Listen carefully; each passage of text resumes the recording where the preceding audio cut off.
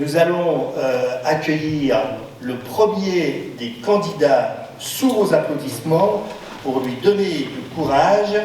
J'appelle Guillaume Baudry, qui est cardiologue chercheur au CHRU de Nancy, et il va vous présenter un projet qui s'appelle le SONA comme traitement de l'insuffisance cardiaque.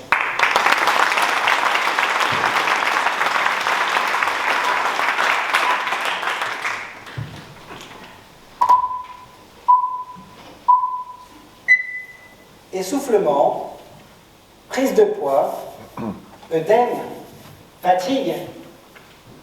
Ces symptômes vous sont familiers?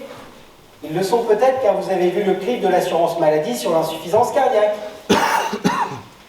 Plus probablement encore car vous connaissez un Français parmi les 1,5 million qui souffrent d'insuffisance cardiaque. On compare souvent le pronostic au cancer, causant plus de 200 000 hospitalisations chaque année en France et plus de 100 000 décès. L'insuffisance cardiaque, c'est cette dysfonction de la pompe cardiaque.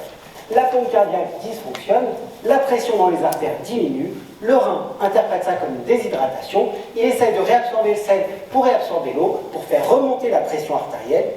Le problème venant de la pompe cardiaque, la rétention de sel et d'eau va conduire aux œdèmes dans les jambes, dans les reins, dans les poumons, causant les symptômes et le risque d'hospitalisation. Alors bien sûr, on a des traitements qui marchent dans l'insuffisance cardiaque. Malheureusement, à l'étape des œdèmes, les seuls traitements qui fonctionnent, ce sont les diurétiques. Et pourquoi malheureusement? Car ils ont 3 limites. Premièrement, leur efficacité diminue avec le temps. Deuxièmement, ils n'ont d'action que sur l'eau et le rein présent dans la circulation sanguine. Et troisièmement, ils ont une toxicité sur les reins qu'on accepte parce qu'on n'a pas d'alternative. Alors les chercheurs réfléchissent et je réfléchis à des alternatives.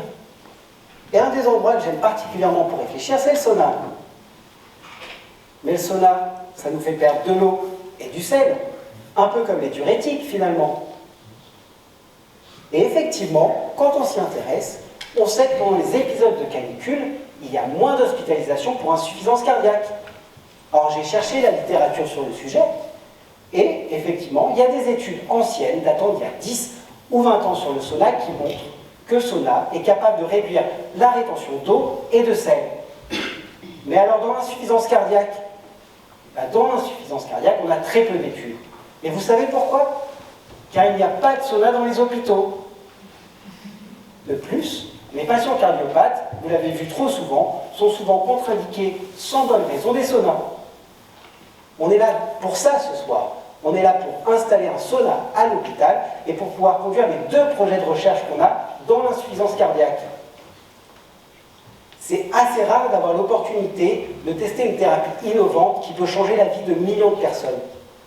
Mais c'est encore plus rare quand cette thérapie est non médicamenteuse.